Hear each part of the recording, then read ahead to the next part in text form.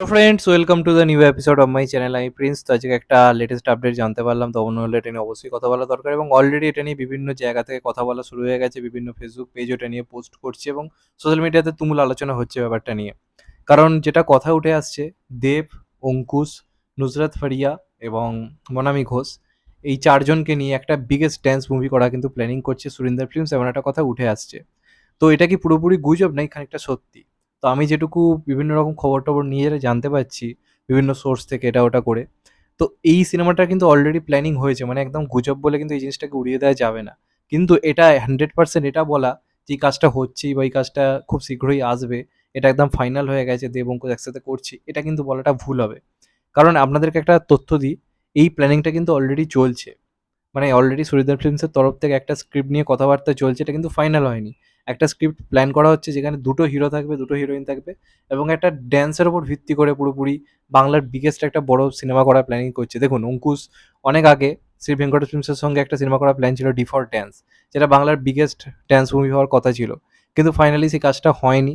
কিন্তু শুটিং অনেকটা কমপ্লিট হয়ে গেছিল। কারণ আমি জানি কেন এটা সম্বন্ধে, আমার নিজের একটা বন্ধু এই সিনেমাতে ড্যান্সার হিসেবে কাজ করেছিল। তো ইতালি-ফিতালি বহু জায়গায় সিনেমাটা শুটিং হয়, কিন্তু কোনো কারণে প্রজেক্টটা বাতিল হয়ে যায়। ১ম কারণ হচ্ছিল যেটা মেইন স্ট্রিম কমার্শিয়াল সিনেমার মানে অবস্থা খুব একটা ভালো ছিল না। তো অঙ্কুশের পিছনে এত টাকা ঢেলে এত বড় প্রজেক্ট করার প্ল্যানিং তখন পুরোপুরি বাতিল করা হয়। কারণ ভিলেন বিরাট বড় সাকসেস আনতে পারেনি। তো যাই হোক, আরো অনেক কারণ আছে যে কারণে ওটা হয়নি। তো এখন সুরিন্দর ফিল্মসের তরফ থেকে এরকম বাংলার ১ম ড্যান্স মুভি করার প্ল্যানিং চলছে, যেখানে আমরা দেবদাকে দেখতে পাবো, মনামি ঘোষকে দেখতে পাবো, অঙ্কুশকে দেখতে পাবো এবং নুসরাত ফারিয়াকে। দেখুন, এর মধ্যে ৩ জনের ড্যান্স নিয়ে তো কোনো কথাই হবে না। Dev the one of the biggest dancing hero, আমরা সবাই জানি। অঙ্কুশের নাচ নিয়ে কোনো কথা হবে না। আর মনামি ঘোষও দুর্দান্ত নাচ করে। নুসরাত ফারিয়াও ঠিকঠাক। তো এখন এই প্রজেক্টটা কিন্তু প্ল্যানিং করা হয়েছে এবং এই যে কাস্টিংটাও কিন্তু প্রাথমিকভাবে ঠিক করা হয়েছে। মানে কারোর সঙ্গে ফাইনালি কিছু কথাবার্তা হয়নি। কাস্টিংটা কিন্তু অলরেডি প্ল্যান করা হয়েছে। ঠিক আছে? এবার এই কাজটা হওয়া পসিবল কি পসিবল না সেটা নিয়ে যদি কথা বলা হয়, তাহলে সুরিন্দর ফিল্মস এই সিনেমাটা প্ল্যানিং করলো, তাদের একটা ভাবনা রয়েছে। সেই ভাবনাটা হচ্ছে এটাই, তারা অলরেডি দুটো সিনেমার কো-প্রোডিউসার হিসেবে কাজ করছে। একটা হচ্ছে মির্জা এবং একটা খাদান। দেখবেন সুরিন্দর ফিল্মস রিসেন্টলি কোনো বড় সিনেমা একটা প্রোডিউসার হিসেবে এসে কাজ করেনি। মানে নিজে প্রোডাকশন হাউস থেকে মেইনস্ট্রিম কমার্শিয়াল কাজ তারা আনেনি। তারা এখন যে কাজগুলো বেসিক্যালি আনে সেগুলো একটু অন্য ধারার কাজ। সেগুলো তারা মোটামুটি একটা সাকসেস পায়। কিন্তু মেইনস্ট্রিম কমার্শিয়াল সিনেমা তারা সাকসেস পায় না। কারণ ওরা দেখেছি লাস্টে আসা ও লাভলিও ডিজাস্টার হয়েছিল। কিডন্যাপও সেই বিজনেস করতে পারেনি। তো এখন তারা একটা অপেক্ষায় রয়েছে যে বিরাট কিছু করার, কিছু, কিছু সিনেমার দিকে তাকিয়ে থাকার। তো অলরেডি তারা কিছু টাকা ইনভেস্ট করেছে মির্জাতে এবং খাদানে বিরাট পরিমাণে।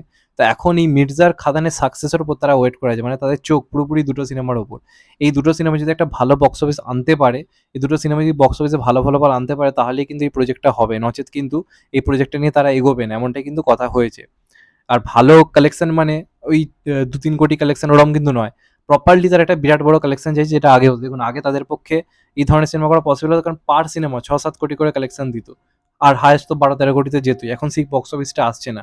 তো এই ধরনের সিনেমা বানাতে গেলে যেরকম ইনফ্রাস্ট্রাকচার আর কি দরকার, সেখানে প্রচুর টাকা ইনভেস্ট করতে হয়। তো যে কারণে তারা ইতিমধ্যে অত টাকা যে ইনভেস্ট করেছে, রিস্কটা তারা নিতে পারছে না। যে কারণে তারা ওয়েট করছে এখন পর্যন্ত মির্জা এবং খাদানের দিকে, এবং গোটা ইন্ডাস্ট্রি আপাতত মির্জা খাদানের দিকে কিন্তু তাকিয়ে রয়েছে। তো এখন যদি দর্শকরা কাজটাকে সাপোর্ট করে, যদি একটা হিউজ বক্স অফিস এনে দিতে পারে, তাহলে কিন্তু এই প্রজেক্টটা হওয়া কিন্তু প্রায় 99% কিন্তু কনফার্ম। কিন্তু তারা ওয়েট করে আছে শুধুমাত্র এই দুটো সিনেমার বক্স অফিসটা দেখার জন্য।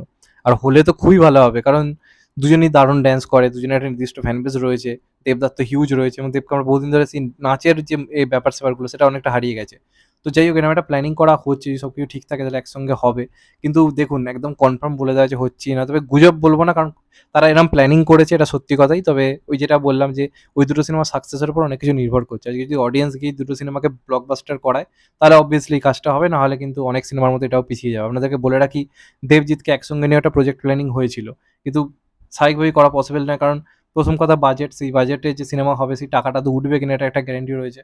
মানে নেই আপাতত। তো সেইরকম একটা কালেকশন ওয়াইজ সিনেমা আনতে হবে, যেটার ফলে এই জিনিসগুলো হবে। তো দেখা যাক কি হয় ফাইনালি। আপাতত কথাবার্তা চলছে। তবে আমি যেটা আবার বলছি, মির্জা খাদান ভালো চললে তবেই এটা কিন্তু সম্ভব হবে।